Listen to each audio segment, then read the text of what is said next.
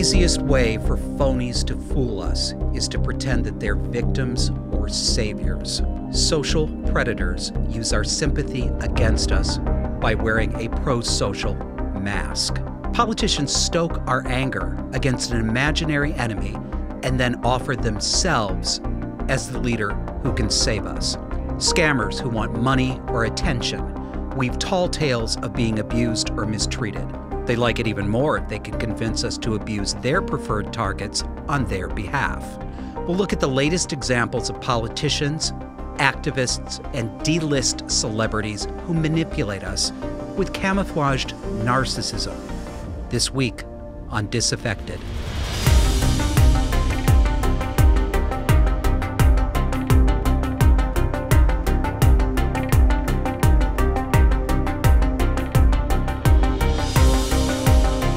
Welcome to Disaffected. I'm Joshua Slocum. This is the show where we talk about politics, culture, and relationships through a psychological lens.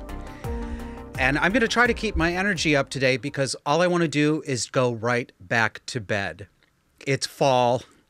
I woke up this morning in a chilly room with lots of blankets on and a cat wedged up against me, and it was absolute heaven. You may not know this, but I'm very, very domestic. And I love fall and winter because you get to do inside things and cook. I could actually be perfectly happy, aside from doing something like this, just being a house husband or running a manor house. So, gentlemen, if you're looking, actually, that's a joke. You don't really want to date me. I'm hard work. Yeah, stay away. So let's talk about the other thing I love, cluster B personality disorders. This week...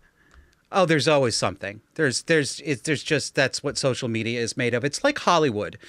We wouldn't have dramatic television series and movies that were as engrossing as they were if we didn't rely on a cast of characters that basically are living embodiments of personality disorders. That's why they call cluster B the dramatic and the erratic. And they all live on social media, too. And somebody I follow, a poet named Joseph Massey, he's very interesting. You may want to follow him as well, put out a tweet this week that really summed it up. He said, the worst thing about social media is how it enables people with personality disorders to ruin people's lives. And they do it under the guise of social justice to make themselves untouchable. Yes, they do. They reverse, they pretend that they are victims when they are aggressors, and they manage to fool a lot of people. Some of us they don't fool, but they fool enough people to make a very good social living doing this. And I want to take you through an example this week. And again, I should say, of course, I have no idea if any of the people I'm talking about actually have a diagnosable personality disorder. I can only tell you what I suspect, what my opinion is, and whether the behavior that I'm looking at is consistent with a narcissistic, a borderline, a histrionic, or an antisocial personality structure. So with that as a reminder, we've seen a lot of hate crime hoaxes over the past few years. The Jussie Smollett case where he claimed that he had been brutalized by a couple of men who put a noose around his neck and said, "This is MAGA country" at 2 a.m. in Chicago. Right. We've seen this with false rape accusations at American universities. We've seen this in cancellations and firings of people who do or say the wrong thing and get caught on camera. Well, we've got another one this week. And I think the way to think about situations like this is to remember the idea of the sacred caste, the identity, the membership in a group, an ethnic group or a social group or a religious group that has been historically oppressed and uses that historical oppression to continue to be perceived as a victim and to continue to be perceived as incapable of doing wrong. These are people who never do wrong. They never believe the wrong things. They don't take immoral actions. They're only ever victims. They're always the star of a psychodrama. And they use this to enact malicious activity on other people, to get them fired, to get them canceled, to get them thrown off social media, to get them drummed out of their industry. This week, a man named Frederick Joseph pulled just such a stunt. And we'll get to who he is a little bit into this story. So here's how it goes. Frederick Joseph gets on Twitter and his other social media and recounts an encounter that he claims he had with a woman at a dog park in Brooklyn. So he says this. At the dog park in Brooklyn with my fiancé, and this white woman was threatening to call the police and told us to, quote, stay in our hood because she had our dog confused with another dog who had been barking loudly. So I started recording and she tried to slap the phone out of my hand. We only have a little bit of video. This is all I've seen, but take a listen, take a look to what we have here. Stay in our hood? No. I invite everyone. Stay in our hood? Stay in our hood. That's what, I'm sorry, what? Stay in our hood? Stay in our hood. You just told us to stay in our hood? You just told us to leave the dog park and stay in our hood. Oh my god, did you just say that to me? Shit. Wow. Oh, that's funny. Wow. The Karenism, the white. I'm sorry, you were right here, watch this entire thing. Did she just not stand here and tell us to stay in our hood? She did. You just told us to stay. Okay, that's all we have. We don't know whether or not this woman actually said stay in your hood. She may have. He's clearly trying to make this a racist thing, right? He doesn't say this, but the implication is she never would have called it our hood unless I was black, so she's saying I'm a thug. Maybe. Could have happened. Could also just be histrionic exaggeration. So the next thing he tweets is, and for those asking, this was in Williamsburg, that's a neighborhood of Brooklyn, and she was screaming, River, come on. So I guess her dog's name is River. Here's what's going on here.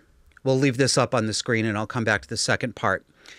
What's going on here is he's laying the groundwork for her cancellation on social media. What he's doing is he's starting to drip feed information so that he can identify her and that he can get other people on social media to start tracking down who she is. So you can watch this happen step by step. Oh, look, we found her dog's name. We found her dog's name. Let's get some people to figure out who this white woman is who lives in Williamsburg who has a dog named River.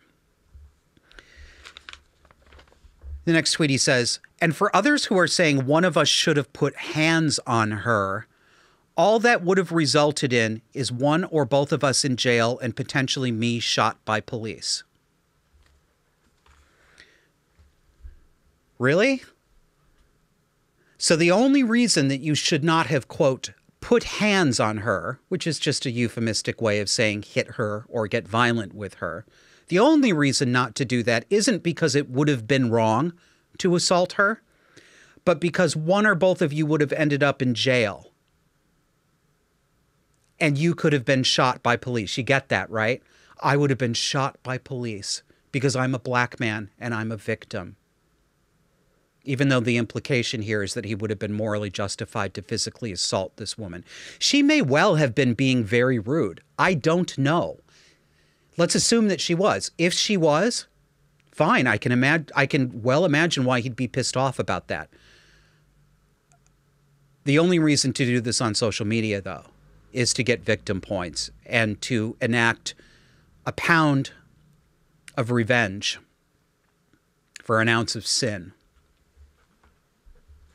So he goes on, drip feeding information. Next tweet, update. Someone on my Instagram seems to have found her. Her name is Emma Sarley. And I thought about this before doing this segment because I'm conflicted about giving more oxygen and publicity to people, and I also don't want to contribute to someone's cancellation. But this woman's already been fired. This is already out there. I don't think anything I talk about here is going to make it any worse. I could be wrong about that. Maybe I need to rethink it, but I think the damage has already been done. So there isn't any point in pretending we don't know who she is. Well, this is when he went in for what he really wanted to do, which was to get her employer to publicly excoriate her and hopefully fire her. So the next tweet. He tweets at her boss, whose name is Derek Anderson, at a company named Bevy. And Bevy is apparently a conference software platform company. So Mr. Joseph writes, "Hey, Derek Anderson, I see that Bevy is attempting to be better about race, equity, etc. Thought you should see this. I'm hoping black colleagues and peers don't have to face this sort of racism from Emma." I want to point something else out here to you as well. Notice the capitalization in his tweet of black. I'm hoping black colleagues. Very, very conspicuous. And when he referred to white women earlier, he didn't capitalize that. So we know that the New York Times has taken that on. We know the AP has taken that on. This is orthographic black supremacy. That's what that is. Sacred caste, black people good, white people bad. Black people get proper name, proper noun, capitalization. White people don't. So he tweets at her boss.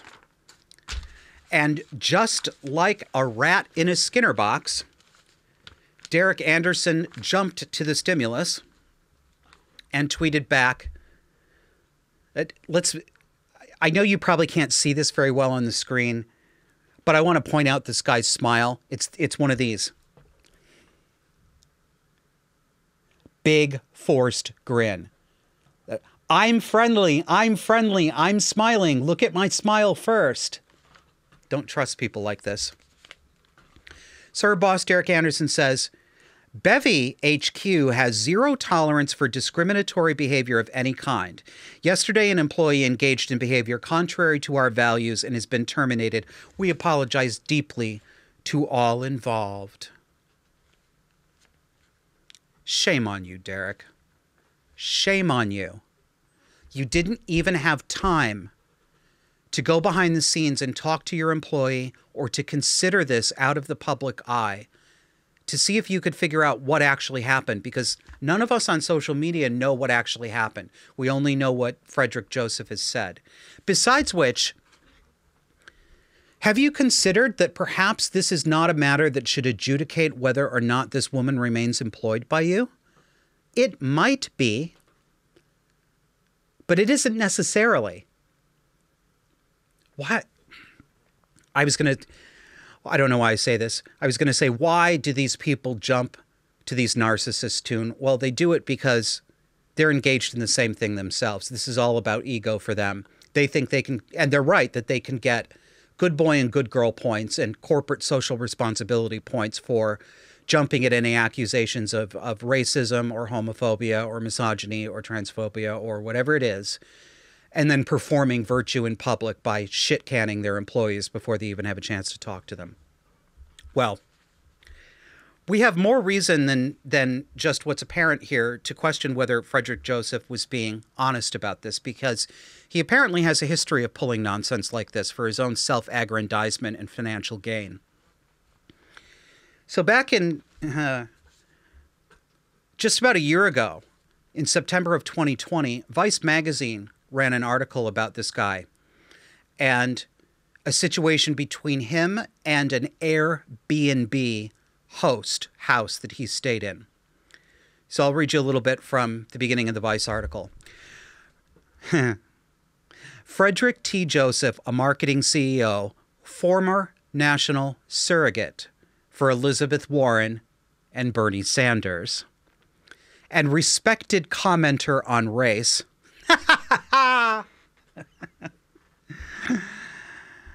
Respected commenter on race in America launched an impassioned Twitter thread on Monday night after finding himself at an Airbnb that he claimed was full of seemingly satanic items and stuff for witchcraft rituals. Joseph said that he and his family members were forced to flee the house after finding, quote, imagery, candles, books, etc. for rituals and what looked like devil worship, end quote. Both the host of the Airbnb property in question and the Church of Satan have weighed in to dispute his description of the house and its contents. Would you have to call the Church of Satan for commentary, honey? You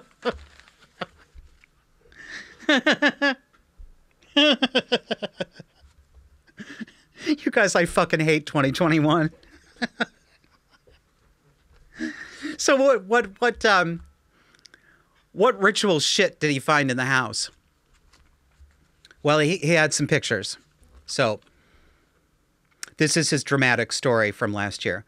We just drove 3 hours, my 8-year-old brother, for a getaway.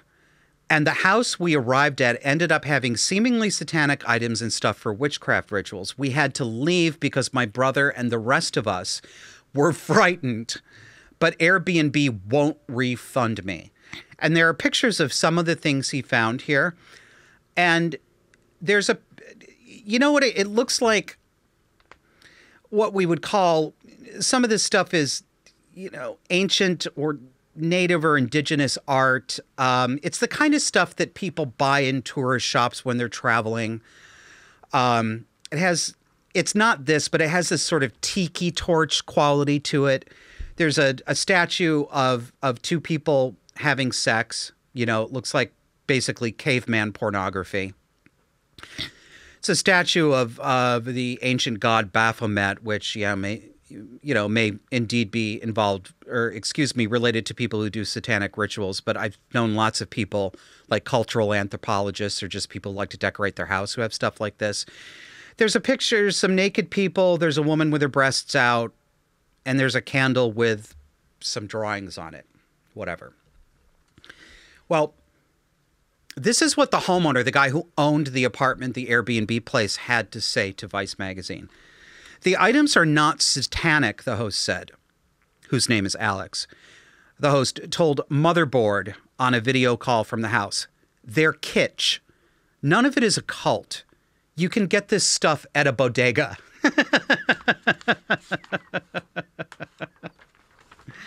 So I guess Frederick Joseph never got his refund from Airbnb. But, you know, honestly, folks, we have got to be more skeptical as a society of this constant drumbeat of victimhood and oppression. Because when we are not skeptical, what we've done is lower our intellectual boundaries. And when we lower boundaries, cheaters game the system. People who know that they can get away with things that in a more skeptical environment, or an environment that had stricter etiquette, stricter boundaries, stricter guardrails, they would not be able to get away with this. But I don't see it happening anytime soon. I don't see any increase in skepticism or boundaries in this culture. I mean, I've talked about it before.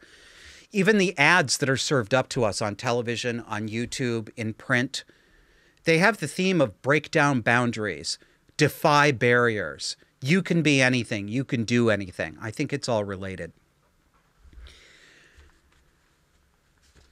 And some of this narcissistic behavior is more consequential and more serious. This week, New York Governor Kathy Hochul, who only became governor because she succeeded into the position after the resignation of Andrew Cuomo, former Governor Andrew Cuomo. This is a woman, we featured her a couple weeks ago on here in one of her publicity photographs, where she had a group of 8 or 9 adults, teachers, I think, and members of her cabinet, who were all standing in a public school classroom with beaming smiles on their face, and they had 6 children in front of them. So it's this group portrait.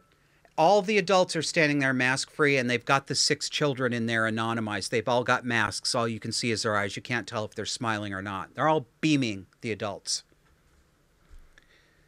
Take a listen to what Kathy Hochul told a megachurch congregation this past week. I've prayed a lot to God during this time. And you know what? God did answer our prayers. He made the smartest men and women, the scientists, the doctors, the researchers. He made them come up with a vaccine. That is from God to us. And we must say, thank you, God. Thank you. And I wear my vaccinated necklace all the time to say, I'm vaccinated. All of you. Yes, I know you're vaccinated. You're the smart ones. But you know there's people out there who aren't listening to God and what God wants. You know this. You know who they are. I need you to be my apostles. I need you to go out and talk about it and say, we owe this to each other. We love each other. Jesus taught us to love one another.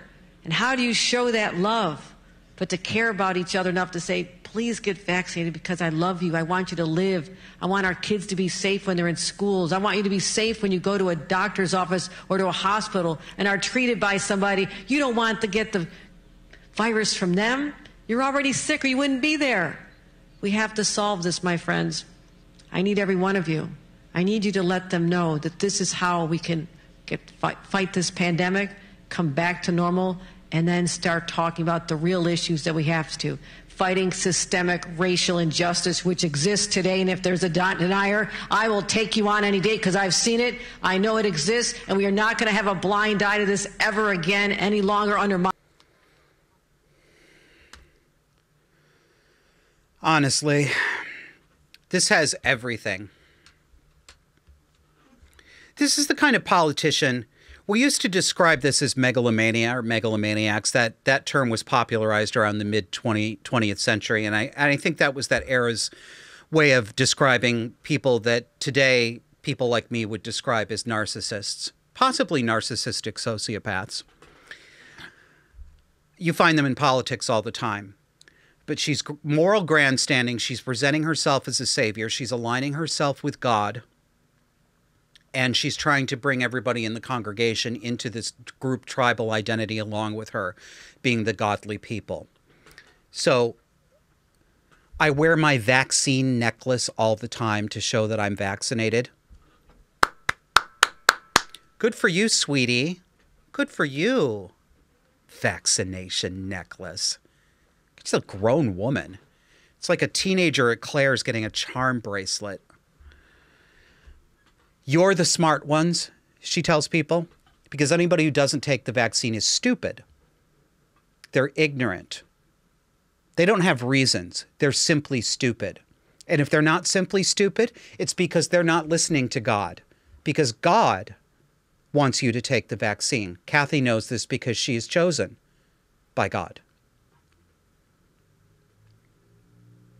And then we get into the I love you part. We've talked about this before too. This kind of narcissism is what we describe as covert narcissism. I was going to say covert narcissism is close to what we call fragile or vulnerable narcissism, but there's no real fragility or vulnerability here. So I think covert is the best way to say it. And I know that to a lot of you, this isn't covert. You can see right through it. But to very many people, this is hidden. They take things at face value. A lot of people do. If somebody's telling you they love you, they must mean that they actually love you. So she's not overtly saying she's the smartest, she's the best leader. She's simply implying it by ascribing all of these morally virtuous characteristics to herself and implying, be like me, follow me, be one of the good ones, be one of the virtuous ones. And when they get down to this is how I show you love, this is how I love you, it's just reversals. It's just a reversal and an inversion of the truth. I love you by forcing you to take a medicine that you don't want to take. I love you by forcing you to force your friends and neighbors to do this on pain of being excommunicated from your social circle. They call abuse and coercion love. Recognizing this kind of narcissist is very important because it's too easy to see the egotist, the braggart, the I'm the richest, I'm the studliest. We all know how to recognize that person. Many of the people who don't recognize this narcissism in Kathy Hochul, I would bet, could probably recognize that kind of narcissism, that could recognize grandiose narcissism. And I also suspect they'd more quickly recognize it in a man than they can recognize it in a woman. This seems to be one way that women right now culturally are able to get away with this overweening self-regard and selfishness and not be perceived as being a narcissist, because they don't do it quite the way men do. They do it under the cover of maternal love. So at any rate, we're going to talk more after the break about how people have a hard time recognizing manipulative and authoritarian behavior on the left. So we'll see you on the other side. For more conversation on the dark and disordered psychology that shapes today's cultural and political left, subscribe to our weekly audio podcast on iTunes, Spotify, iHeartRadio, Pandora, Google Podcasts, and virtually anywhere else you get your podcasts. Let's learn to recognize these dynamics and call them what they are. Subscribe to Disaffected to learn how to break the spell. We now have a bonus for our supporters. You can help the Disaffected podcast grow and receive invitations for our off-air Zoom Hangouts by becoming a supporting member on Patreon or Subscribestar. Patreon users, go to patreon.com/disaffected. Subscribestar users, you can find us at subscribestar.com/disaffected. Check out our webpage at disaffected.fm for the complete list of ways you can help support us, and thank you. Welcome back. Before we get into this interesting article from The Atlantic, I want to remind you that if you watch us on video, we are also on audio, and we are good company in the car and on your walks or when you're doing your housework, wherever you listen to podcasts. So please subscribe to us on audio as well. We're on all the major platforms: iHeartRadio, Google Podcasts, iTunes, Spotify, Pandora. You can find us all there. And if you have trouble finding us, just remember our website, disaffected.fm, and the links to all of our audio platforms are on there. You can just click. And also, regarding YouTube, we know that we are wrong thinkers and we may be booted off YouTube. We may not be on there forever, but we will always be on some free speech platform. And the one I really recommend is Odysee, Odyssee. We will not get kicked off from Odysee unless Odysee becomes something totally like YouTube, which is unlikely. So please subscribe to us also there. And actually, every time you hit the subscribe button, you help our numbers. That helps us in the algorithm. So if you subscribe on more than one platform, you're helping even more. And thank you. And finally, we'd love to have your actual financial support for the show as well. This costs money. And everybody likes to get paid for their time. And we really appreciate those of you who've signed up to support us. And the main ways to do that are Patreon and Subscribestar. And we're subscribestar.com/disaffected or patreon.com/disaffected. And when you do subscribe to us, when you support us financially, you get invited to our monthly Zoom Hangouts for supporters only. And we just had one earlier today. So if you'd like to see us, we'd love to see you. Join us. So, this article came out in The Atlantic this week. It's interesting. The Atlantic is, in my perception, a left-leaning magazine, but they are making space lately for some contrary opinions that challenge some of the shibboleths in leftism. So, I'm a little surprised to see that, but glad to see that. Actually, before I get into this, I want to share with you a text I got during the break from a friend who makes a good point.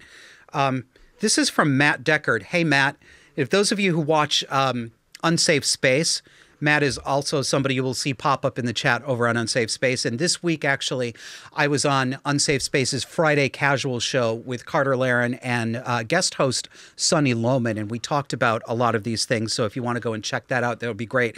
It was a great time. The only thing that was unfortunate was that Carrie Smith, the other co-host of Unsafe Space, was on vacation, and I know she's been feeling under the weather. So, Carrie, I hope to see you back soon, and I hope you're feeling better. So Matt writes, talking about authoritarians and the way our politicians are talking to us, he says, also, the government's way of speaking to us.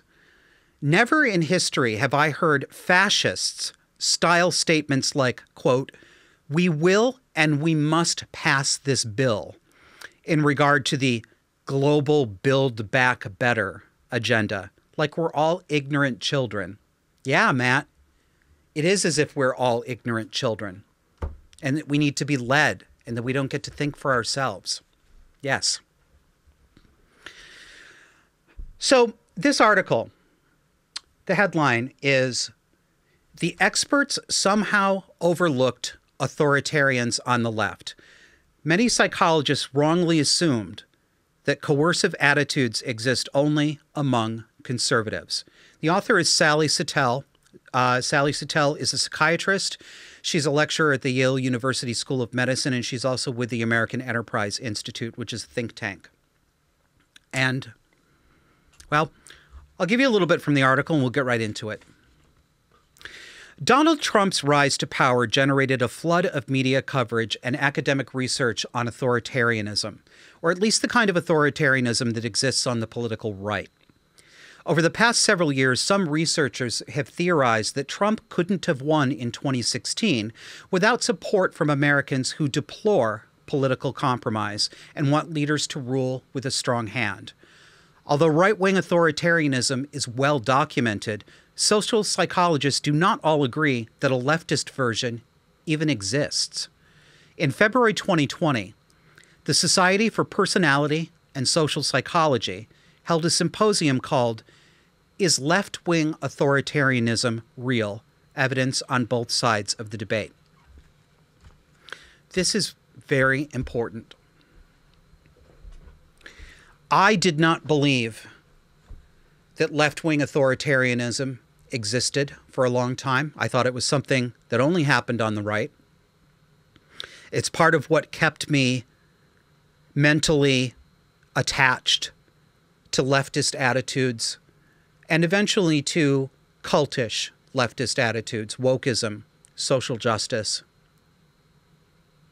Because I believed, I took people at face value. I did a lot of the things that I urge you and people listening not to do today. I did all of them. And it's just not realistic.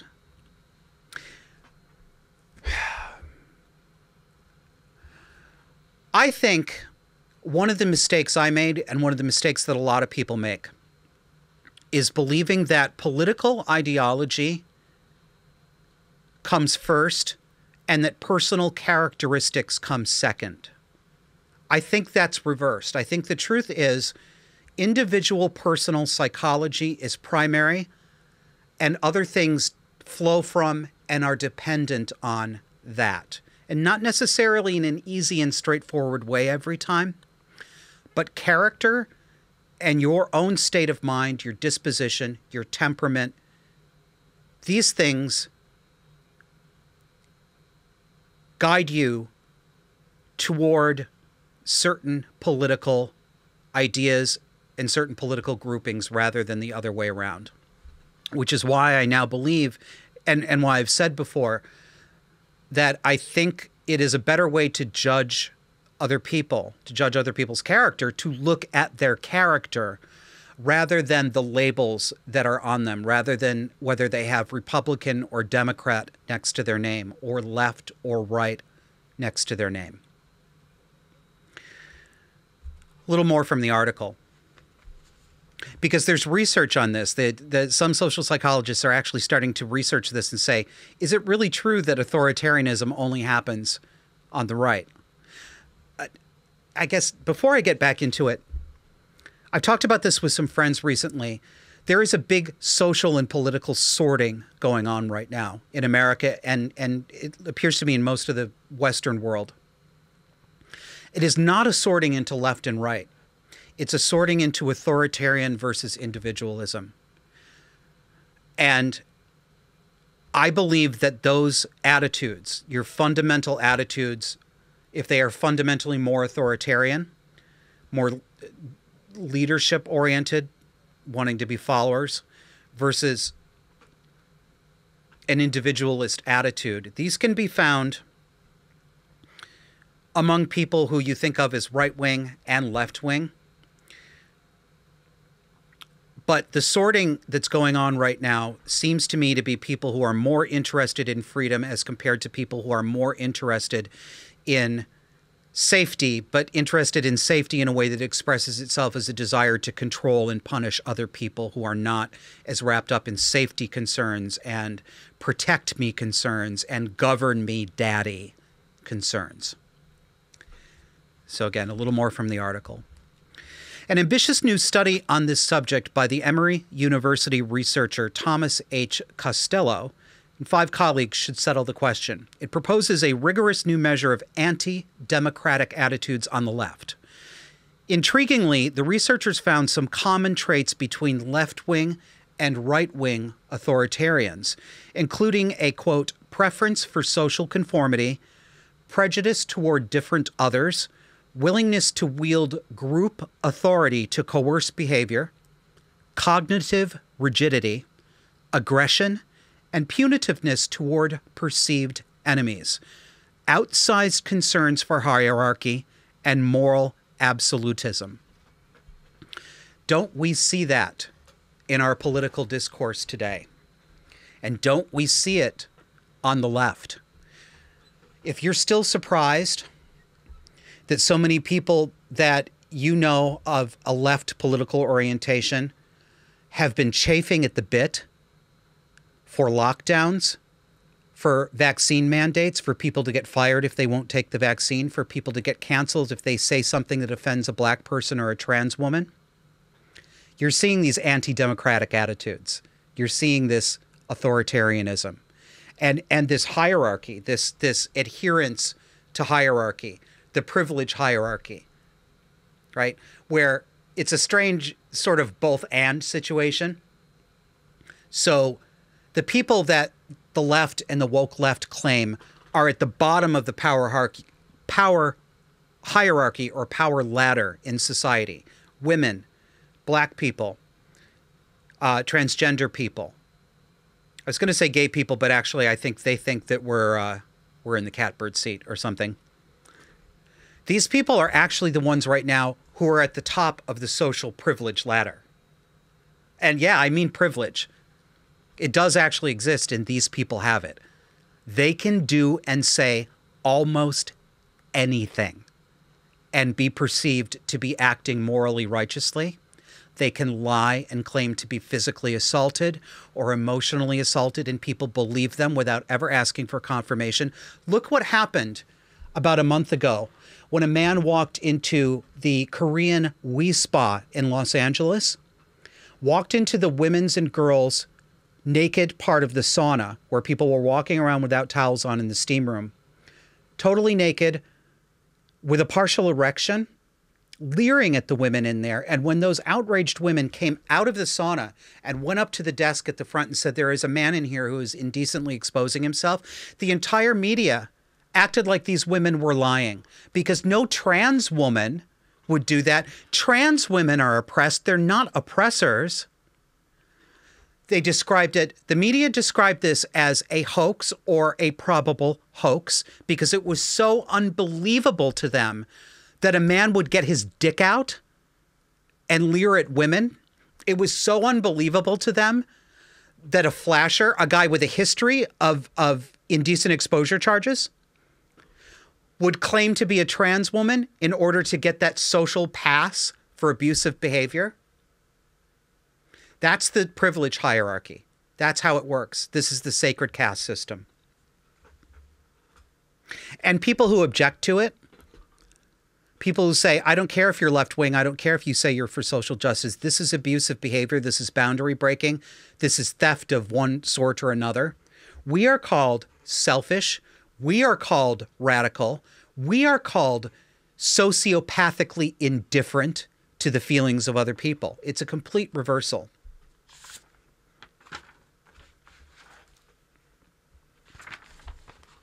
We'll put up another quote on the screen from this article here. How could past researchers have overlooked left-wing authoritarianism for so long? Quote, for 70 years, the lore in the social sciences has been that authoritarianism was to be found exclusively on the political right. End quote. The Rutgers University social psychologist Lee Jussim, who was not involved in the new study, told me in an email, Sally Satel writes. In the 1950 book, The Authoritarian Personality, an inquiry into the psychological makeup of people strongly drawn to autocratic rule and repressive politics, the German-born scholar Theodor W. Adorno and 3 other psychologists measured people along dimensions such as conformity to societal norms, rigid thinking, and sexual repression. And they concluded that the, quote, authoritarian type of human, the kind of person whose enthusiastic support allows someone like Hitler to exercise power, was found only among conservatives. Isn't that interesting? And Adorno, one of the deconstructionists, one of the post-structuralists, one of the postmodernists, one of the architects of the philosophical system that underlies critical race theory, privilege theory. It's Marxist. It's collectivist. No surprise coming from this guy in his school of thought. And notice also the claim by this group, this intellectual group, that part of the authoritarian personality was sexual repression. Is it any wonder today that we characterize unbridled public obscenity as freedom and self-actualization? What these people called sexual repression, I'm beginning to believe, was no such thing. It was actually decency. It was keeping what goes in the bedroom, not on the street where you frighten the horses. Sexual repression. What I'd give for a little bit of sexual repression, wouldn't you?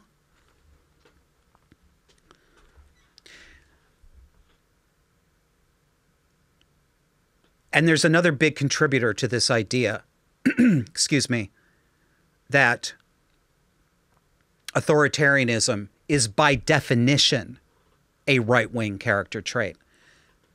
And that other contributor is Robert Altmaier's famous paper, The Right-Wing Authoritarians. That paper has bewitched an entire generation of scholars in social psychology and an entire generation of thinkers and activists on the left into believing that repression, that authoritarian, fascistic politics is by definition right-wing. People literally cannot conceive of left-wing authoritarianism. I think it actually gets down to the grammatical level.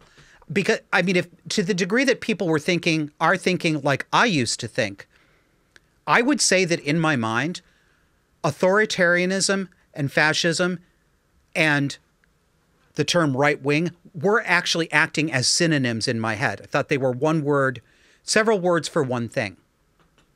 It's because I didn't have a bigger vocabulary, I simply couldn't think in any other way. So the article notes, in the mid-1990s, the influential Canadian psychologist Bob Altmaier described left-wing authoritarianism as, quote, the Loch Ness monster of political psychology, an occasional shadow, but no monster, end quote. Yeah. Thanks, Bob. Thanks very much. And I've seen quotes from Altmaier that are very like that one. And it seems to me that he still believed this long after he wrote this paper. It just doesn't exist.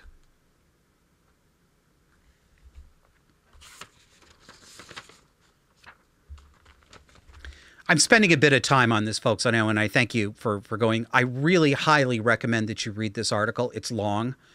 And even though I'm spending a bit of time here, not nearly as long as the article actually is, it's really worth considering. Another passage.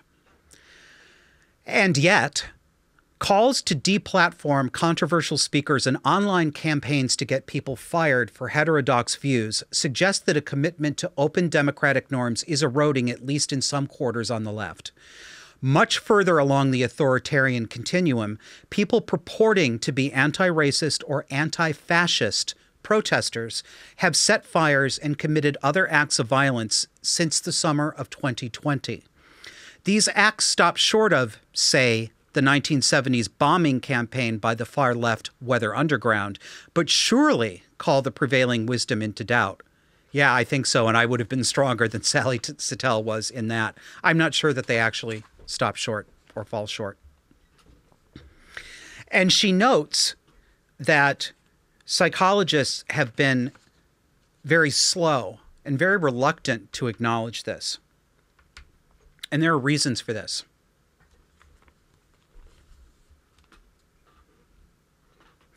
That psychologists have been slow to acknowledge the existence of left-wing authoritarians at all is puzzling, Costello and his colleagues write.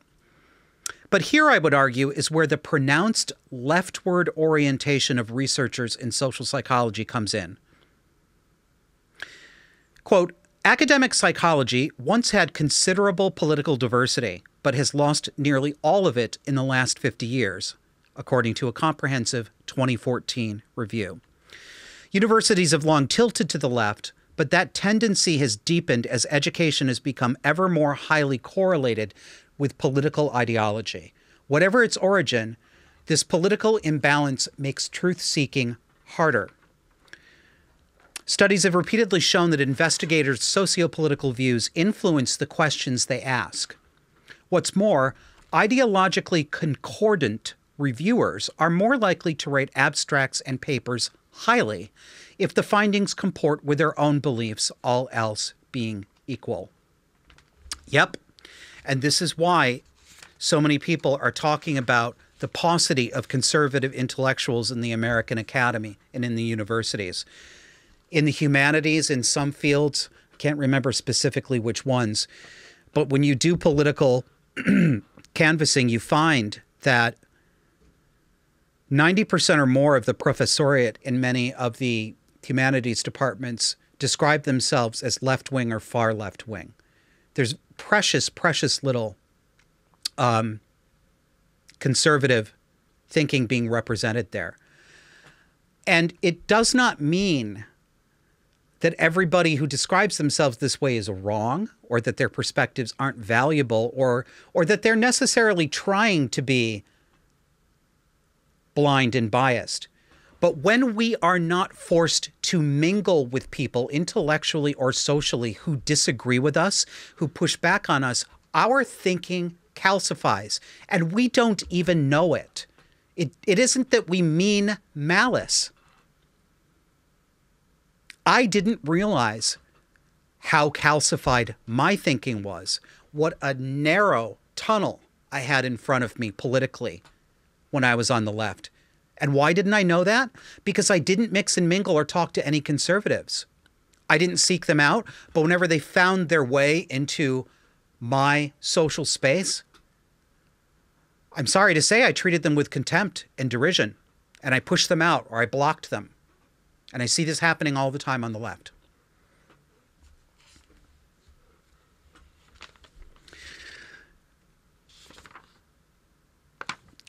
A couple more here to close this out. I'm so glad this research is being done.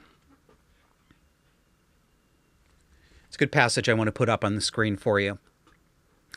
But one reason left-wing authoritarianism barely shows up in the social psychology research is that most academic experts in the field are based at institutions where prevailing attitudes are far to the left of society as a whole.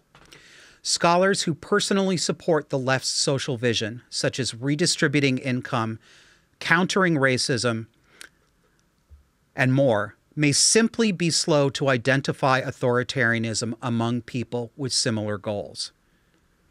Right, Sally Satel. She's right. I wasn't able to identify the narcissism and the authoritarianism of Barack Obama when I was a Democrat. Nobody else was saying it that I was listening to. He likes the right things. He wants to take care of people. He says so. He wants everybody to have health care. That's nice and warm. Who wouldn't like that? Why would anyone have bad intentions? There couldn't be any ulterior goal. It reminds me of a conversation I had with my therapist. When I was ranting, this is probably 2 or 3 years ago, when I still had some things that I needed to sort out. I still was way too captured by my leftist political opinions. I was ranting about Trump's narcissism, and I do think Trump is narcissistic. And he said to me, he just asked a question. And you believe that Obama doesn't have narcissistic qualities? And he just let me sit there with it. And when I gave him that funny look, he said, "Are you sure? Do you know why you think that?" No, I didn't know why I thought that. I know now. Because it was my tribe. My tribe can't be bad. Well, yes, it can. All of our tribes can be bad. Sometimes the calls are coming from inside the house. And I can't even use that line anymore because it dates me, and those of you under 40 won't know what the hell I'm talking about. When phones used to be physically rooted, never mind. Look it up. The calls are coming from inside the house.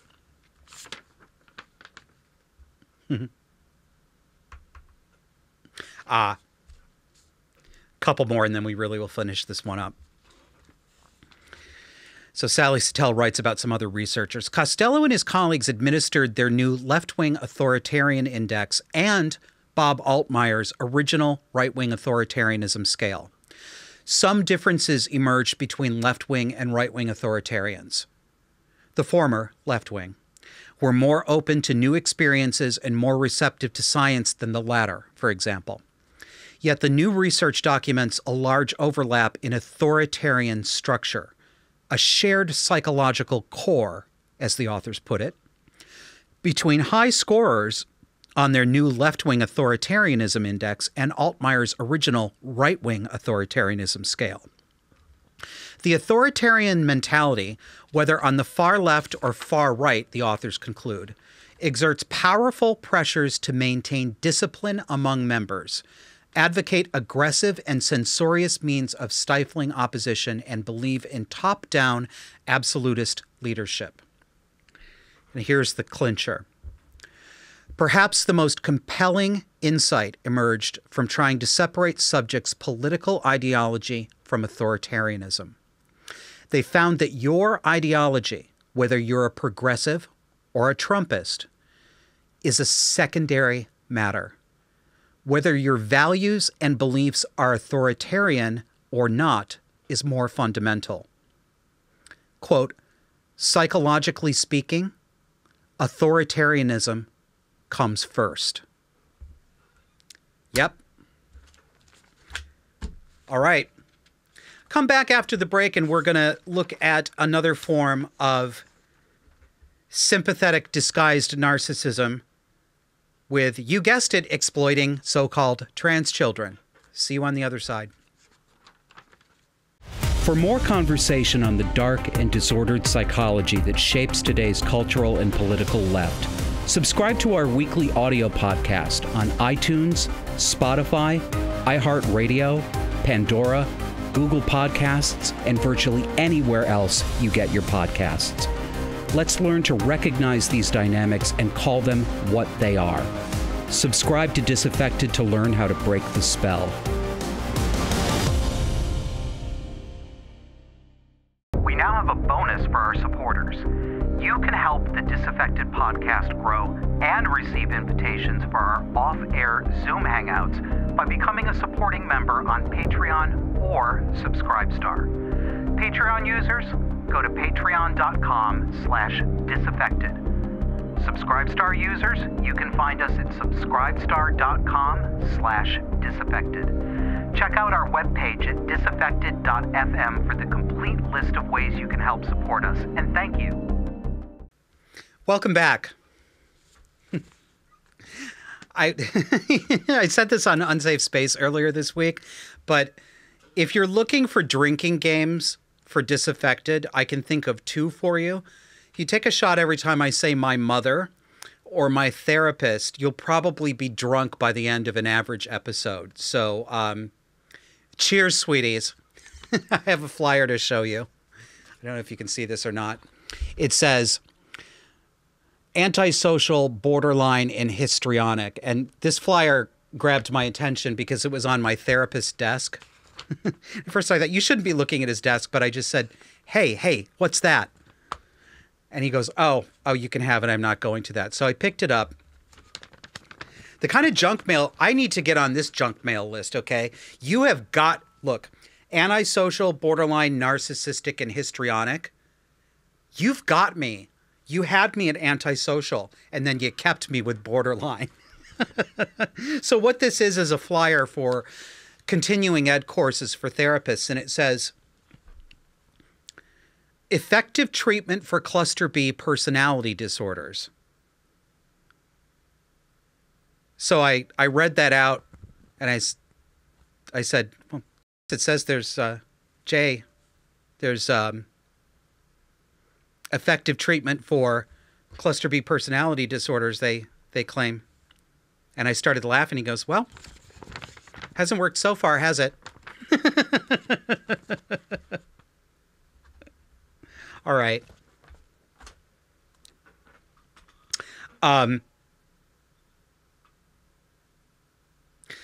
Trans kids again. So-called trans kids. I keep hoping that we're going to get to the peak of this, but we're not there yet. And it's really frustrating because the UK has started to recognize that what we're doing to children is actually child abuse. There's pushback in the courts in the UK. There's pushback among medical professionals. There's pushback in the conversation, but we haven't gotten there in the US yet. And an article, this entire article was so disturbing. It comes from the Texas Tribune, which is a liberal publication out of Texas. We'll put up the headline here. It just keeps happening. Texas parents fight legislation targeting their trans children for the fourth time this year.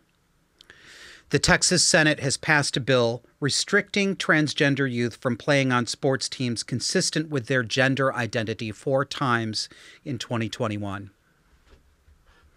Right off the bat, this is loaded and slanted. The legislature is targeting trans children. Not only that, they make it personal. I'll read that headline to you again. Texas parents fight legislation targeting their trans children.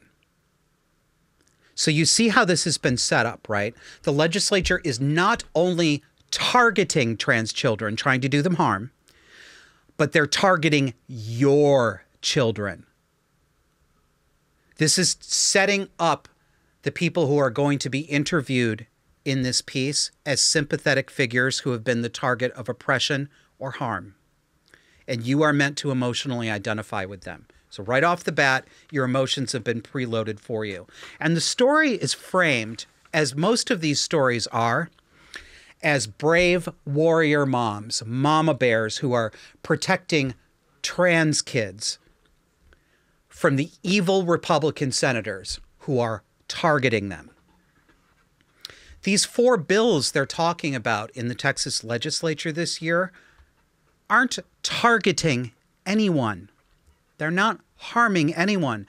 They are bills to keep sports segregated by biological sex. God, are there any of you out there for whom the word segregation is a trigger? Because there might be. It's a trigger word. It's like the word bias.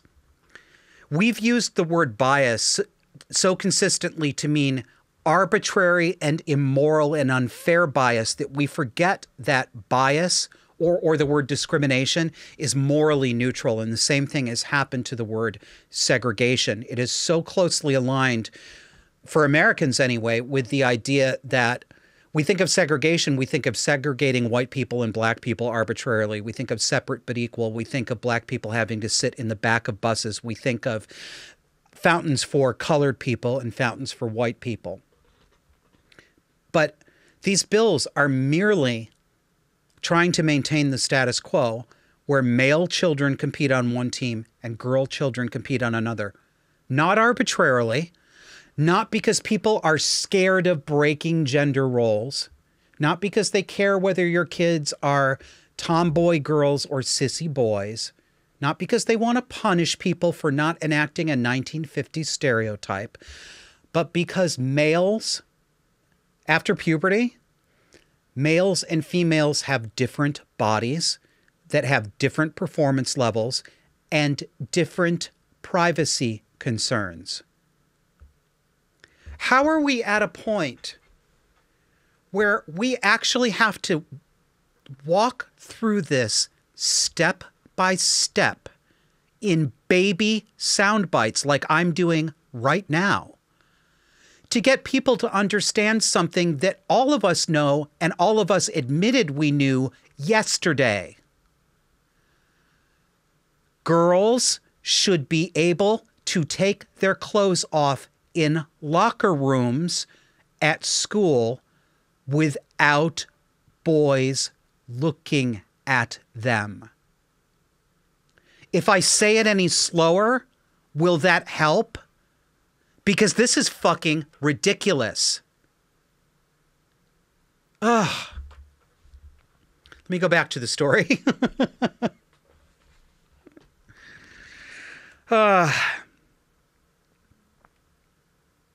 During this year's regular legislative session and two subsequent special sessions that followed, the two mothers, they're talking about two activist mothers, the two mothers have shown up with a handful of other parents to advocate for their children who have been caught in the crosshairs of a slew of bills that target young transgender Texans. They keep piling it on, targeting them. Crosshairs. Hear the military imagery, the gun imagery here. And I want to show you some of the visuals from the article because I think they'll spark some thoughts in you, some familiar thoughts. Let's show the pic of Lindsay. Let's put her up here. Aggrieved warrior mom Lindsay, whose name is spelled Linzy because of course it is. I swear there's something to nominative determinism. So if you can't see this, this is a woman. She appears to be in her late 30s. And she's standing there in the middle of a field with, I call this expression sullen, aggrieved borderline. I don't know about this woman's psychology, but that look on her face is a look I have seen in so many women with borderline personality disorder, particularly the hardcore activist kind who walk around with a big chip on their shoulder every day. It's angry and sullen and disappointed all at the same time. She's looking into the camera like, people keep hurting me and hurting my babies and they're going to pay for it. I mean, just honestly, I suppose this is appealing to some people, but it tells me exactly what kind of person I'm dealing with here. It's a real put-off. Back to the article. Now with the legislature's third special session underway, the two friends, the two activist moms, are enduring another round of visits and demonstration as legislators again debate a top Republican legislative priority, restricting transgender youth from playing on sports teams that are consistent with their gender identity. Again, with the emotionally loaded language. These two, and this will be clear when I get a little bit further down. These two activist mothers that they're profiling here don't need to be doing any of this. First of all, because Their children aren't transgender because no child is transgender. And actually, no person is transgender either. That's not real. Nobody changes sex. Nobody has ever changed sex, and nobody will. There are feminine men and masculine women and people in between and androgynous people and boys who wear makeup and girls who don't wear makeup. And there's still only two sexes. And there certainly are no transgender children. But these mothers are enduring this. No, they're not. They're inserting themselves into this fight. They are making an issue, and they're doing it for attention. That's also why they claim to have transgender children. Because mommy wants attention. Mommy wants recognition. Sounds a little Munchausen-y, doesn't it? Here's a quote from one of the mommies. "It just keeps on happening. It's ridiculous." Krager, a mother to a 9-year-old, said about the amount of bills filed during sessions that have targeted LGBTQ Texans. Again, this is the third time in this article. Targeted. Quote, "This is the 4th round this year. Why are we still having to do this?" Sorry. I know I biased it there, but you know that's how she said it. Why are we still having to do this? Why do I have to endure this? Ugh. Piss off. Histrionic. Ugh. We get deeper into the weeds. The bill would require student athletes at K through 12 public schools to play on sports teams that correspond with the assigned sex listed on their birth certificate as it was issued at or near the time of birth. The University Interscholastic League, which governs school athletics in Texas, already uses students' birth certificates to confirm their gender and also accepts modified birth certificates a student may have had changed to align with their gender identity. Senate Bill 3 would end that acceptance. Ending acceptance. It's just ending it. Why are you doing this? Listen to the nonsense they smuggled in there. Correspond with the assigned sex listed on their birth certificate. Yep, sex is just an assignment. It's like homework. You won't know it until teacher gives it to you. The doctors pull a baby out of the womb, hold it up to the light, grate it, knock on it a little bit, see if it's hollow. Boy. Girl.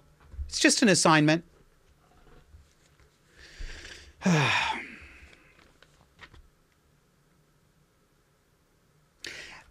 And as we talk about this, notice some of the tropes that are being used.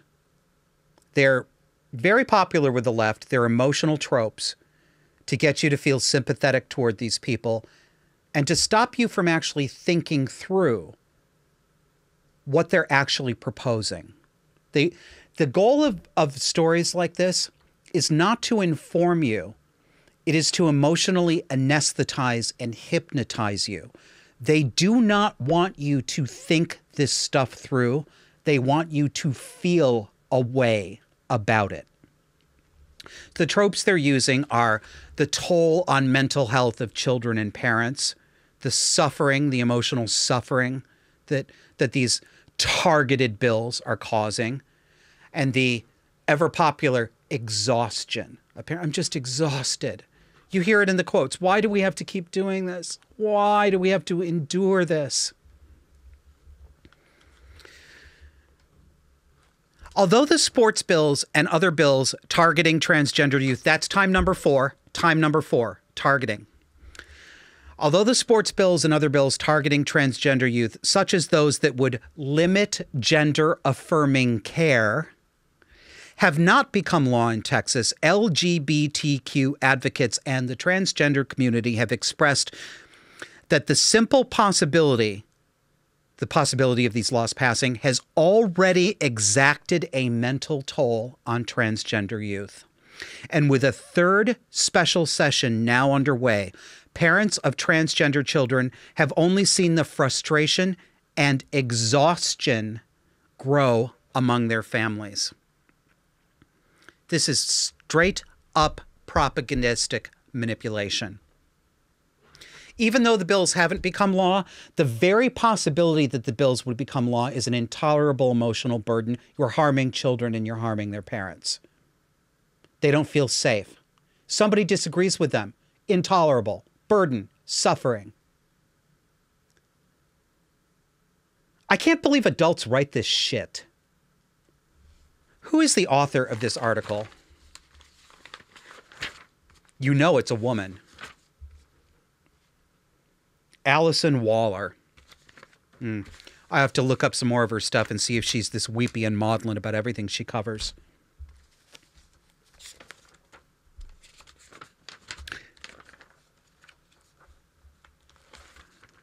And we talked earlier, when we were talking about New York Governor Kathy Hochul, I told you that I think of her presentation in terms of the lens of covert narcissism rather than grandiose, presenting yourself as sympathetic and caring in a narcissistic way. And I distinguished that from some correlated but somewhat separate kinds of narcissism, fragile and vulnerable narcissism. This article has a really good example of the fragile and vulnerable narcissism that is used by people like these activist moms. Here's a quote. I mean, my health has been affected by this. I have lost sleep. I'm losing my hair. I'm having to take different medications, said Foster, 42, who lives in Austin and is a mother to a 7-year-old transgender girl. This is chronic stress that we're dealing with because we get these little breathers in between sessions where we think, okay, are we done? Are we good? At least maybe we can take a break, and then maybe we'll think about strategy for next session because we know it's coming, but we don't even get a break yet. Oh, honestly. The world's tiniest violin is crying out in sympathy for you. This woman is not actually fragile, not this way. She's not exhausted. She's loving this. She's absolutely loving this. She's damsel in distressing. That's what she's doing. She's Lady Madonna, children at her breast. Wonder how she manages to make the rent. Living for this, living to be a martyred mother. And I'm willing to bet that their children are in fact highly stressed by their mothers, by the psychodrama created by their unstable mothers. 7-year-old transgender girl. What is wrong with you? That's your son. That's your son.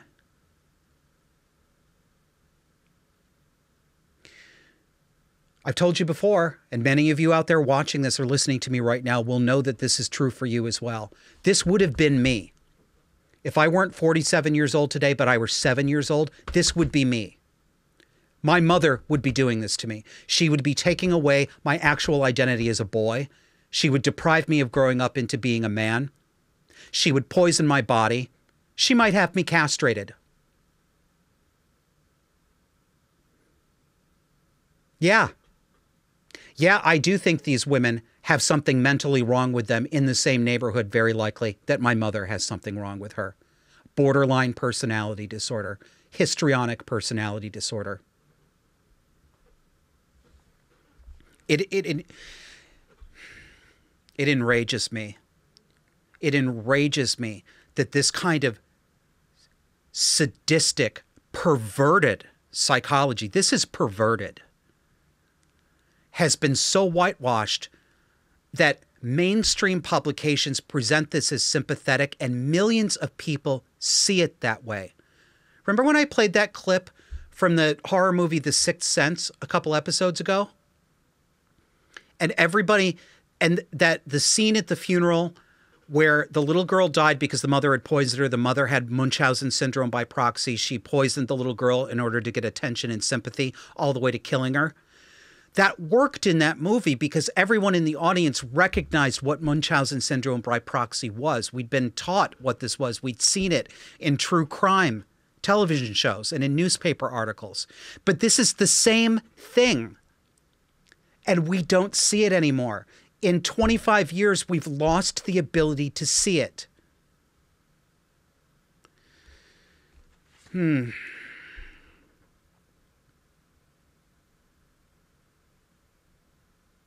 lest you think I'm being too judgmental about these mothers, that maybe I'm not giving them enough credit, that maybe they're really just misguided. Maybe they really do believe what they're saying, and they just made a mistake. Listen to this. Although both their children are too young to join sports teams, Foster and Crayer have said that they've shown interest in sports such as soccer and basketball. However, if Senate Bill 3 passes, they said it's likely even the possibility of UIL competition won't be an option. I'm going to stop here for a second. Their kids aren't even on sports teams. This is not even a live issue of controversy for these children. They're doing this in anticipation of it. They are ginning up drama and ginning up trauma. Quote, "My daughter is eager, but I keep thinking about how horrible that's going to be to tell her one day that sports might not be an option for her just because of who she was born as, the fact that she's different," Foster said. Fuck you, lady. Do you see it? Do you see it? I guarantee you, if I were watching this woman when she said it, I can't guarantee it, but I strongly suspect, I would see a smirk. She's loving this. This is anticipatory glee. She is loving the fact that maybe this will be really traumatic for my daughter, who is her son. This is her son. Just because of who she was born as. No. Mommy. She doesn't exist. That's a boy. He was born a boy. He wasn't born transgender. Nobody's trying to hurt your son except you, bitch.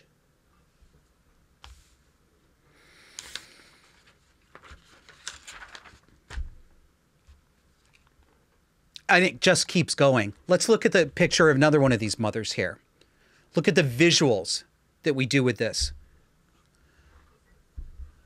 Sullen and disappointed, mommy standing at the fence, looking exhausted. Pity me. Pity my poor transgender daughter.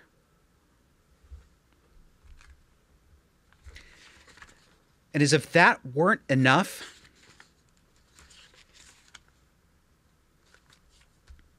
they end with suicide baiting. From the article. The Trevor Project, a suicide prevention and crisis intervention organization for young LGBTQ people, said crisis contacts from LGBTQ Texans seeking support has increased more than 150% from January 1st through August 30th compared to that same time period last year. According to a research brief the organization released this month, a majority of LGBTQ young people, almost 70%, do not actively participate in sports, quote, with many citing fear of bullying and discrimination as a key factor for not participating.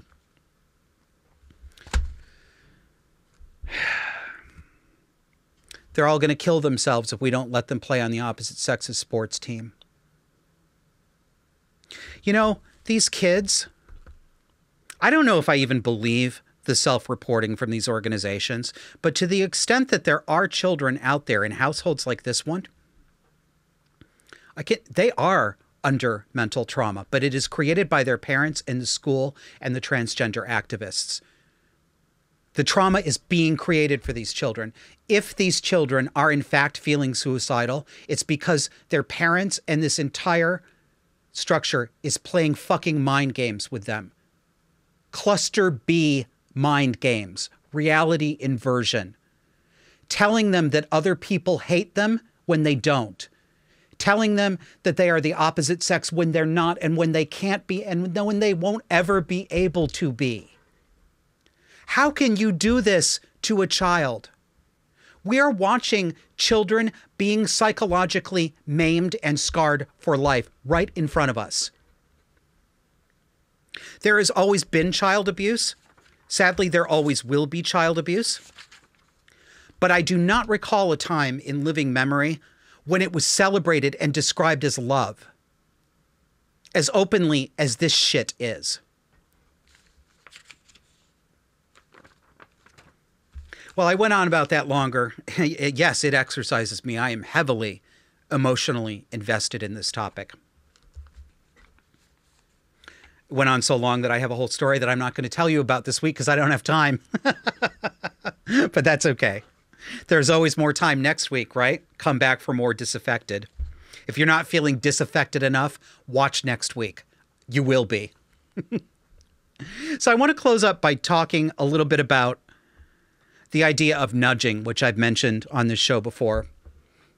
I really don't like it. This has become a technocratic way of trying to get behavioral compliance with people. The constant nudges that are built into everything.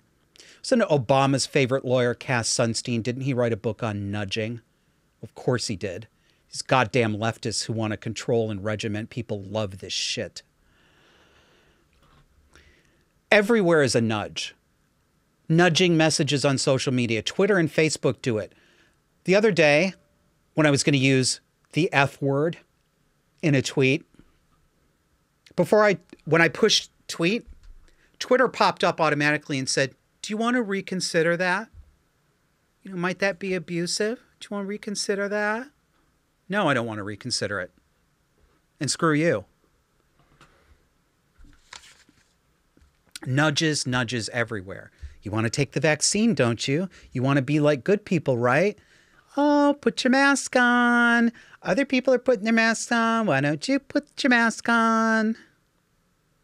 So I wrote about it a little bit on Twitter. And I said, the idea of nudging people, it metastasized. By degree, it's become coercion. Slowly enough that the nudgers don't quite get that they've become coercers. This is why they're shocked when people react so strongly against them. And they are shocked. When I react against this stuff and when I point it out and when I say really dislike this nudging, people are really surprised. At first, some people do not understand. They don't understand why I'm angry. And I realize that I am more emotionally demonstrative than most people, and I can be hyperbolic. I do know that about myself. But I don't think that my emotional response is out of proportion to the way this kind of psychological manipulation has been normalized. I think you're underreacting.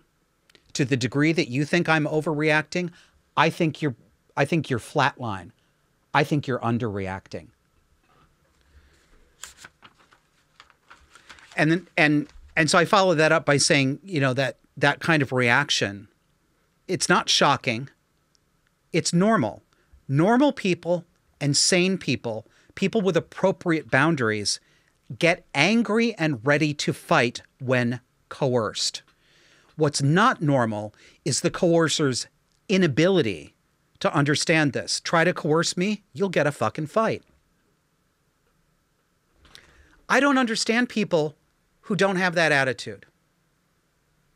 Even if we allow, let's chunk off a section of my emotional reaction and say, okay, Josh is more high-strung than the average person, so let's take 30% of his emotional reaction and chalk it up to him to being high-strung. Okay, I'll give you that. What explains the absolute lack of being upset about this that I see in most people? Why do they underreact so much? Why are they so comfortable being coerced this way? Why is defiance such a foreign emotion to them? And the last thing I want to show you here is from one of my favorite people on Twitter, who responded to this, Dr. Dina McMillan. She's a psychologist, and we're talking right now. We don't have a date yet, but she'd like to come on the show. I'd love to have her come on the show. So we're talking about that, and I think we're going to be able to bring her on soon and give us some lessons in what's going on socially and personally here. And she said this in response to my tweet. Actually, I believe the nudgers know exactly what they're doing. Manipulators know gradual steps are more likely to be accepted than a big demand. That's why you have to be wary and say no to anything your intuition tells you is off. That's the only start to complete control. Dina, thank you. And it's one of the rare instances where I was too charitable and somebody else had to be a little bit more realistically cynical than me. And boy, do I appreciate you for it. That's it, folks. That's the show. Happy fall. Good to see you. See you again next week.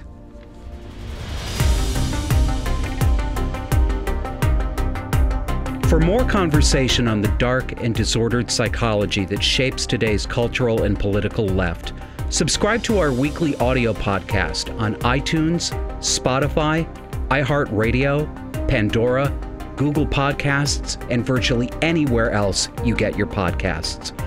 Let's learn to recognize these dynamics and call them what they are. Subscribe to Disaffected to learn how to break the spell.